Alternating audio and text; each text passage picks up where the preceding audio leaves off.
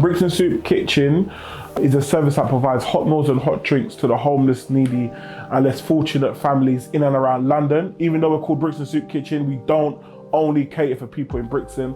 Homelessness is everywhere. If you need support, we're here to give the support.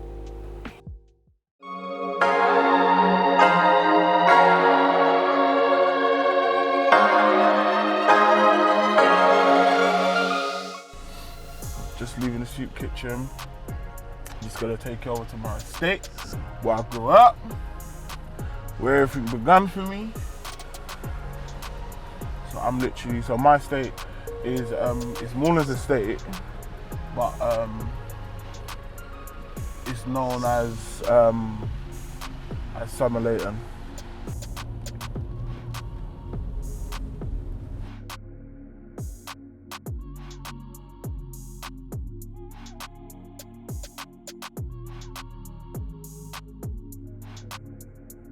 I saw from a very young age about people who didn't really have. So a lot of my friends who kind of went to the same school as me, who was actually in my class, you know, they was going home to nothing.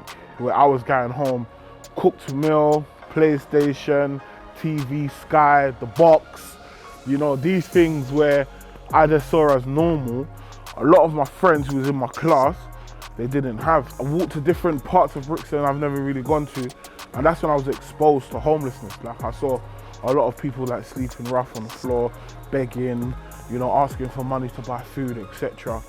And from about 11, that's when it kind of hit me to know that I was quite lucky it could be raining and I can go home. I literally used to just contain food. And when I was on my way to school, I literally used to go out and give it to the homeless. I literally had a lot of support. You know, a lot of my friends were like, nah man, this will be good. You know, this is something what we don't have in Brixton.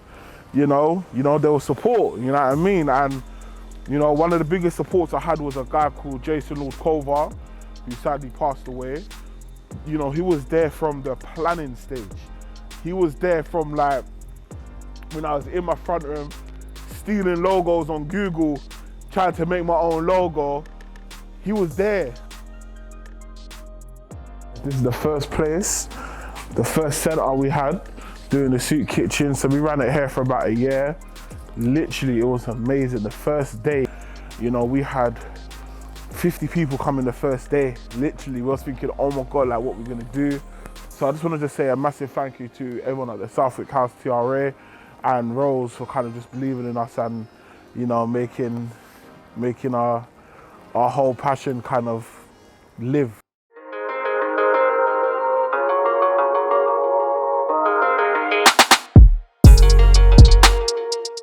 For me, why Brixton is so important to me and why I love Brixton so much, you know, I remember I've seen the change. So I've seen the change from like when I was younger and there was just nothing but Caribbean shops and African shops. You know, you can buy a patty at the same time. You can buy jollof rice. You know, that was Brixton to me, and it's just been so amazing where, you know, different estates, you know, everybody going through the exact same struggles, you know, people trying to make businesses, people trying to, you know, get out and trying to, you know, make something of themselves. The hardest part of the job, yeah, for us is like, because it's like a lack of funding, yeah, it means a lack of resources.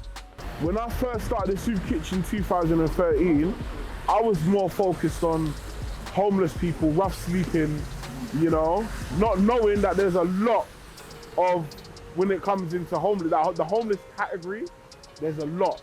Mental health, rough sleeping, sofa surfing, you know, people going through stress, depression. It was a lot to where I had to re-educate myself, you know, so we've had to change our ethoses and we've had to change a lot of the stuff that we do on a regular basis, where now we work with elderly, we do a lot of work with families, we do a lot of work with homeless, we do a lot of work with trying to get them back involved into the community. So, you know, there's a lot of things where it's changed, but it's definitely changed for the good.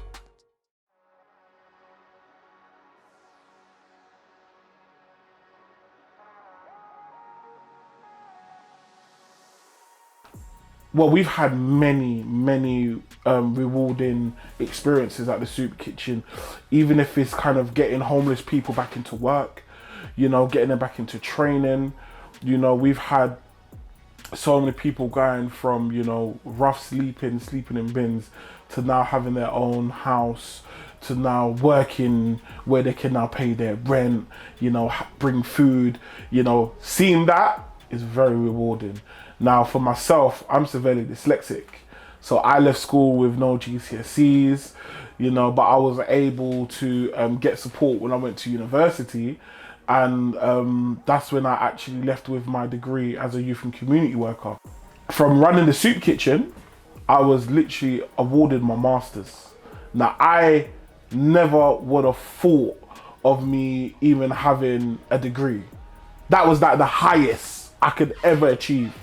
And for me, just running the soup kitchen, doing something I love, something I enjoy, something I'm actually passionate about, is where I was actually awarded my master's degree.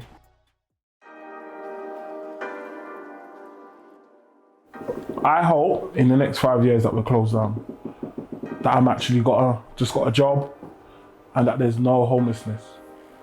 You know, the main thing I feel like I've been put here to do is to alleviate homelessness.